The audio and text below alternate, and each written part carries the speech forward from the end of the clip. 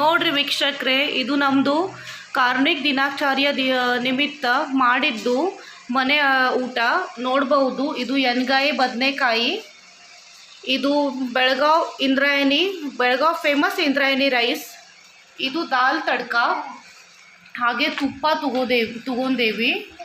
ಇಲ್ಲಿ ನೋಡ್ಬೋದು ದಾಲ್, ಅಲ್ಲಿ ಈರುಳ್ಳಿ ಇದೆ, ಇಲ್ಲಿ ಲಿಂಬು ಇದೆ.